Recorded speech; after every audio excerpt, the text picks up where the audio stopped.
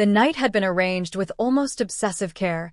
Strings of warm lights stretched above the yard, soft music drifting from hidden speakers, and a guest list full of people we'd missed for far too long.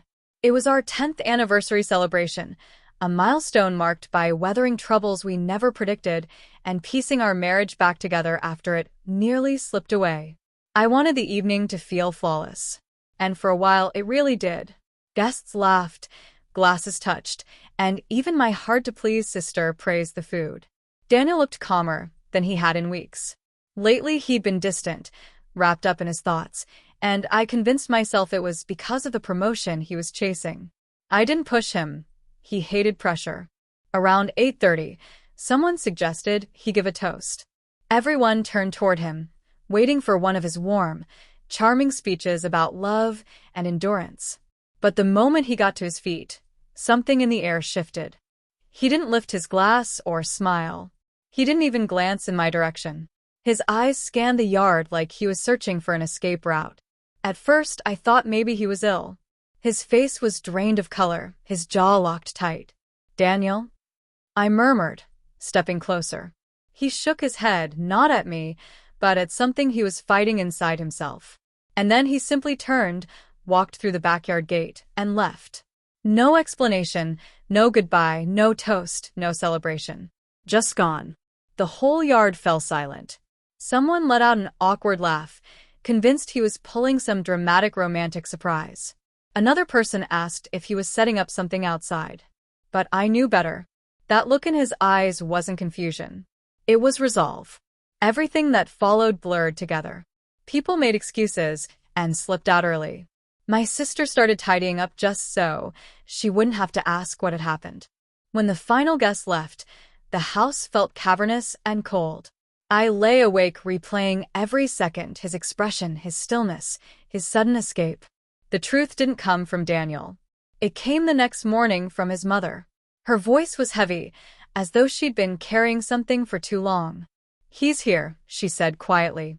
He showed up shaking. Said he couldn't keep pretending. Pretending what? I demanded. That everything was fine. Her words hit like a punch. Deep down, I already knew. We'd been patching cracks instead of repairing what was underneath, smiling through moments that felt hollow, celebrating an anniversary neither of us was emotionally prepared for. She hesitated before continuing. He said he felt like he was disappearing, like he was acting instead of living, and he didn't want to fall apart in front of everyone. I sank into a chair, dizzy. So he fell apart by walking away? I whispered. He did what he thought he had to, she said. But he wants to talk to you when you're ready. I wasn't ready that day, or the next, or the one after that. But eventually, I drove to his parents' house. Daniel was on the porch, curled in on himself, like someone weathering a storm. When he lifted his head, his eyes were swollen from days of crying. "I'm sorry," he said at once. "I know I shouldn't have left like that." "Then why did you?" He swallowed hard. Because I felt like a stranger in my own life.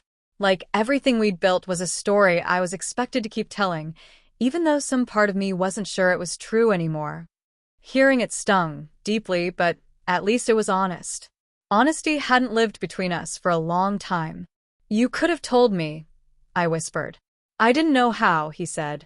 "I didn't even understand what I was feeling until I saw all those people celebrating us, and all I could feel was alone." The silence that settled then wasn't empty. It was heavy with truths we had avoided, fears we hadn't voiced, and the faint hope that maybe things weren't beyond repair. We talked for hours, real conversations about what we wanted, what we'd lost, and what scared us. For the first time in years, we let each other into the places we'd been hiding. We didn't fix everything, not even close. But we opened a door we had kept shut for too long. The party had looked perfect from the outside, and his abrupt departure shattered that illusion.